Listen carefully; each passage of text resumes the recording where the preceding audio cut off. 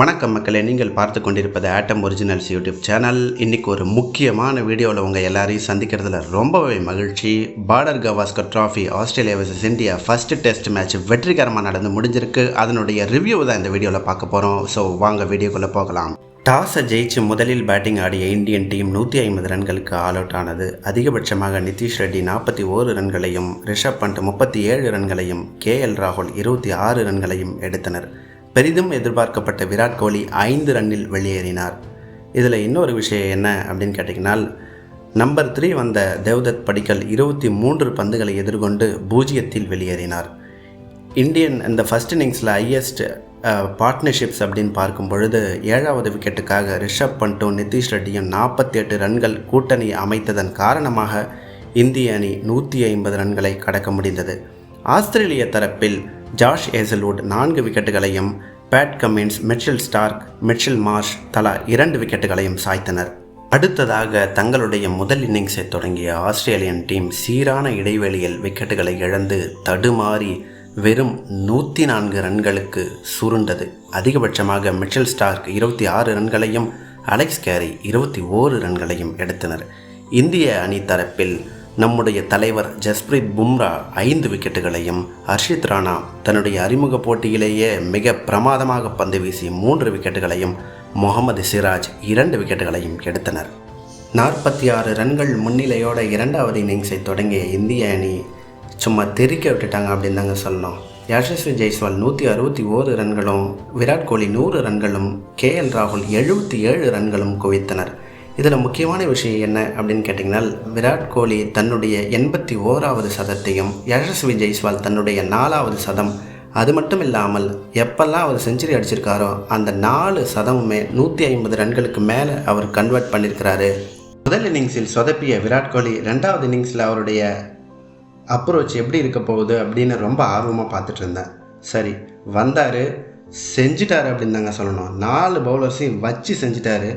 எப்படி 2018 பெர்த்தில் ஒரு magnificent century அடிச்சிருப்பாரு, அதே மாதிரி ஒரு செஞ்சுரியை மறுபடியும் அதே வென்யூவில் அடிச்சிருக்காரு. ரொம்பவே பார்க்குறதுக்கு மகிழ்ச்சியாக இருந்தது. இந்திய அணிக்கும் இது ரொம்ப ஒரு பாசிட்டிவான சைன் அப்படின்னு தான் சொல்லணும். ஏன் அப்படின்னு கேட்டிங்கன்னா, விராட் கோலி ஃபார்முக்கு வருவாரா மாட்டாரா, எப்போங்க ஃபார்முக்கு வர போகிறாரு அப்படின்னு ரசிகர்கள் எல்லாரும் கேட்டுக்கிட்டு இருந்த நேரத்தில் கரெக்டான நேரத்தில் ஃபார்முக்கு வந்திருக்கிறது ஆஸ்திரேலியாவுக்கு மிகப்பெரிய தலைவலியை கொடுக்க போகுது அப்படிங்கிறதுல எந்தவித சந்தேகமும் கிடையாது. யசஸ்வி ஜெய்ஸ்வாலையும் நம்ம சும்மா சொல்லக்கூடாதுங்க. இதுதான் அவருக்கு ஃபஸ்ட்டு டோர், ஆஸ்திரேலியன் டோர் அப்படிங்கிற பொழுது அவர் எப்படி இன்னிங்ஸ் அணுக போகிறாரு அப்படின்னு பார்த்துட்டு இருந்தோம். முதல் இன்னிங்ஸில் தேவையில்லாத ஒரு ஷாட் ஆடி டக் அவுட் ஆனார். 2வது இன்னிங்ஸில் அந்த தவறை எல்லாம் திருத்திக்கிட்டு மிக பிரம்மாண்டமான ஒரு இன்னிங்ஸ் ஆடி என்னாலையும் ஆஸ்திரேலிய கண்டிஷன்ஸில் விளையாட முடியும் அப்படின்னு நிரூபணம் பண்ணியிருக்காரு.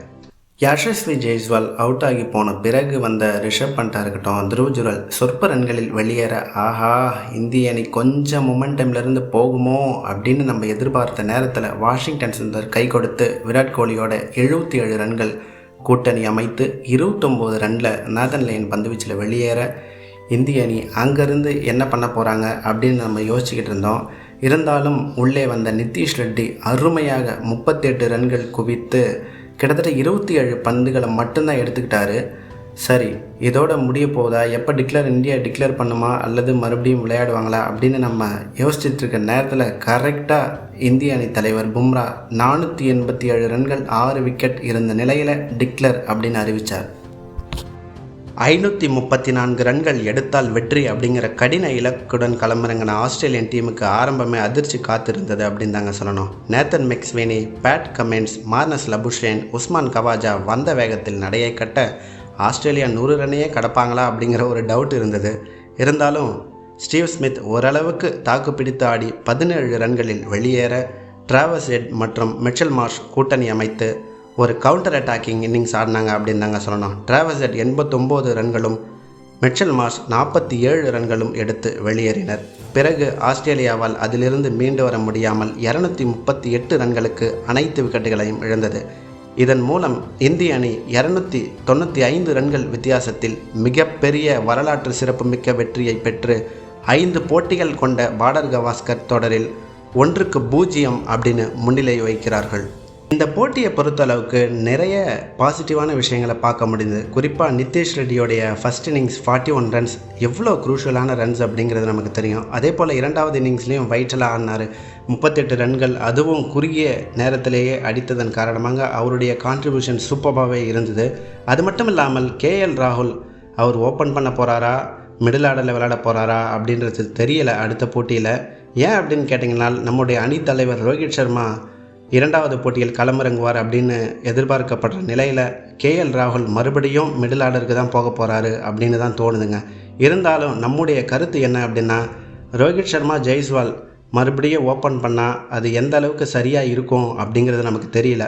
காரணம், கேஎல் ராகுல் ஆடின அந்த விதத்தை பார்க்கும் பொழுது ஒரு ஃபென்டாஸ்டிக்கான டெஸ்ட் இன்னிங்ஸை பார்க்க முடிஞ்சுது. அதனால் என்னை பொறுத்த வரைக்கும் ஜெய்ஸ்வால் மற்றும் கேஎல் ராகுல் தாங்க களமிறங்கணும் அப்படின்னு நான் நினைக்கிறேன்.